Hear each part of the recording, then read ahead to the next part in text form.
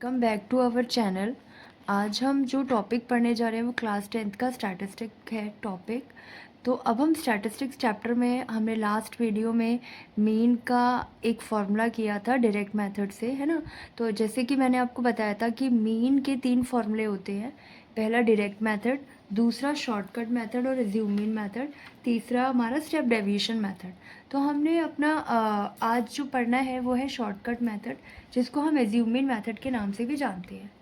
तो अगर हमें शॉर्टकट मेथड और एज्यूम मीन मेथड से मीन फाइंड करना होता है तो उसका फॉर्मूला होता है sigma F I D I divided by sigma F I. यहाँ पे एक नई चीज़ है ए प्लस। तो जो हमारा फॉर्मूला है मीन का वो यहाँ पे ये बन जाएगा A plus sigma F I D I divided by sigma F I. अब यहाँ पे एक नई चीज़ है, तो ए यहाँ पे है आपका एज्यूम मीन, ये हमें निकालना होता है। ये हम एक्स आई की सीरीज़ में से निकालते हैं हमेशा एज्यूम मीन। जब हम क्वेश्चन करेंगे तो मैं आपको एक्सप्लेन करूँगी दोबारा से, ठीक है। डी आई का निकालने का एक हमारा फॉर्मूला होता है। डी आई को हम निकालते हैं एक्स आई माइनस ए से। एक्स आई हमें क्वेश्चन में गिवन होगा, या फिर हम सी आई की सीरीज़ से एक्स आई को फाइंड कर सकते हैं। ए हमारा एज्यूम मीन है। एफ आपको पता है फ्रिक्वेंसी का टोटल हो गया, ठीक है। तो शॉर्टकट मेथड से और एज्यूम मीन मेथड से अगर हमें मीन फाइंड करना हो तो उसका फॉर्मूला होता है A plus sigma F I D I divided by sigma F i. तो ए हमारा एज्यूम मीन हो गया। ए हमेशा हम एक्स आई की सीरीज़ में से निकालते हैं, ठीक है। तो अभी हम क्वेश्चन की तरफ बढ़ते हैं। एक क्वेश्चन लेते हैं जिससे हम एज्यूम मीन मेथड और शॉर्टकट मेथड से मीन फाइंड करना सीखेंगे। तो हमारा क्वेश्चन है find mean by assume mean और शॉर्टकट मेथड। वैसे बेसिकली क्वेश्चन में नहीं पूछा जाता किस मेथड से हमें फाइंड करना है। अगर क्वेश्चन 5 मार्कर है या 3 मार्कर है तो मोस्टली हम शॉर्टकट मेथड का या स्टेप डेविएशन मेथड का ही यूज़ करते हैं। तो यहाँ पे हमें एक्स और एफ गिवन है, तो हम क्वेश्चन स्टार्ट करते हैं। सीरीज़ लिख लेते हैं अपनी। तो जो हमें एक्स आई की सीरीज़ दी है वो 60, 61, 62, 63, 64 एंड 65। फिर हमें जो एफ आई की सीरीज़ दी है वो है 5, 8, 14, 16, 10 एंड 7, ठीक है। अब हमें क्या निकालना है, तो मैं सबको यही बोलती हूँ सबसे पहले हमें अपना फॉर्मूला लिख लेना चाहिए, जिससे हमें पता चल जाता है कि हमें क्या क्या फाइंड करना है।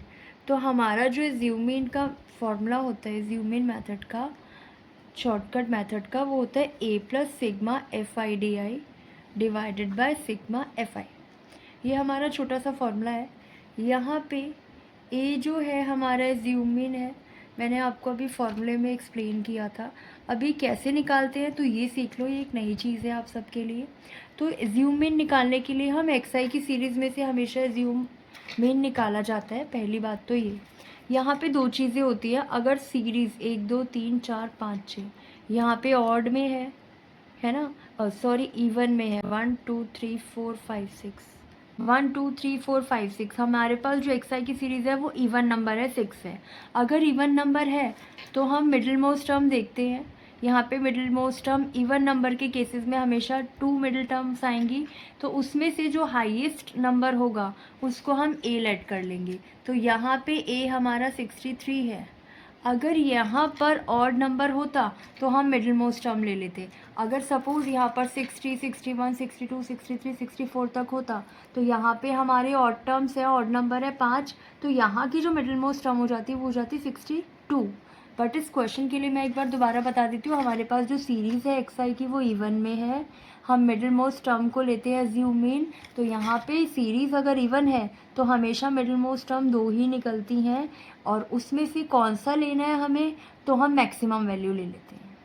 आंसर मिनिमम से भी आ जाएगा, आंसर में कोई डिफरेंस नहीं होगा, बट यहाँ पे हम मैक्सिमम वैल्यू को प्रेफर करते हैं। तो मिडिल मोस्ट टर्म जो हमारी है वो 2 आई है, इवन के केस में हमेशा 2 आएंगी, और उनमें से हमें मैक्सिमम नंबर को, जो मैक्सिमम नंबर होगा उसको हमें ए लेट करना है, जो कि मैंने कर लिया 63।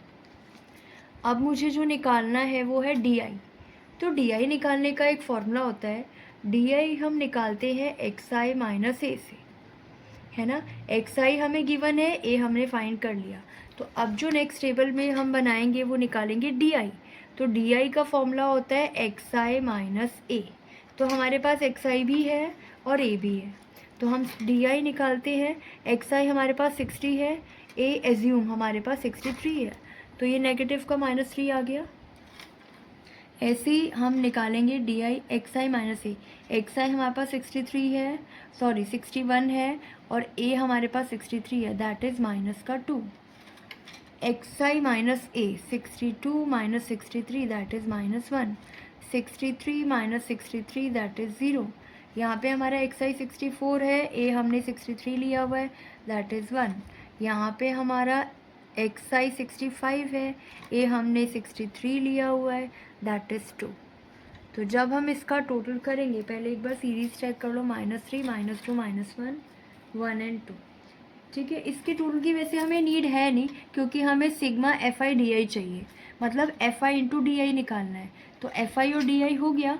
अब मैं इसका समेशन निकाल लेती हूँ, F I into D I को मल्टीप्लाई कर लेती हूँ। एफ आई हमारे पास 5 है, डी आई -3 है, दैट इज़ -15। ध्यान रखना मल्टीप्लाई में प्लस माइनस माइनस होता है, ये आपने पढ़ा होगा प्रीवियस क्लासेस में, है ना। F I into D I, अब यहाँ पे एफ आई 8 है हमारा, डी आई -2 है, दैट इज़ -16। एफ आई 14 है, डी आई हमारा -1 है, दैट इज़ -14। एफ आई हमारा 16 है, डी आई हमारा 0 है, 0। एफ आई हमारे पास 10 है, डी आई हमारे पास 1 है, दैट इज़ 10। एफ आई हमारे पास 7 है, डी आई हमारा 2 आया था, दैट इज़ 14। तो एक बार सीरीज़ हमारी एफ आई डी आई की कितनी आई है, -15 -16 -14 0 10 एंड 14। जब हम इसको टोटल करेंगे तो हमारा आ जाएगा -21। तो टोटल करने में आप एक चीज़ और कर सकते हो, पहले माइनस वाले टर्म्स को प्लस कर दोगे, साइन माइनस में आंसर आ जाएगा, फिर उसके बाद इसमें से सॉल्व करके आप इसको कैलकुलेशन कर सकते हो। अगर किसी को डिफ़िकल्ट लगती है तो वैसे इजी है, हो जाएगी। -21 आ गया। अब हम इन वैल्यूज़ को पुट करेंगे अपने फॉर्मूले में। तो हमें एफ आई का टोटल भी चाहिए, हम जब इसका टोटल करते हैं तो हमारे पास इसका टोटल आ जाएगा 60। अब हम अपने फॉर्मूले में वैल्यूज़ को पुट करते हैं। तो मीन का फॉर्मूला एक बार मैं दोबारा से आपको रिकॉल कर देती हूँ, A plus sigma F I D I divided by sigma F i. तो ए हमने एज्यूम मीन क्या लिया था, ए हमने जो लेट किया था वो था 63। एफ आई डी आई का टोटल हमारे पास आया था -21, और जो एफ आई का टोटल था वो था 60। तो बॉड मास के हिसाब से हम 63 को एज इट इज़ रहने देंगे, हम पहले 21 को 60 से डिवाइड कर देंगे। तो जब हमने -21 को 60 से डिवाइड किया तो वी गेट 0.35, बट नेगेटिव का। तो अब ब्रैकेट हट जाएगा, तो हम इसको सॉल्व कर देंगे, प्लस माइनस माइनस हो जाएगा। तो जब हम 63 में से 0.35 को माइनस करते हैं तो हमारे पास आ गया 62.65।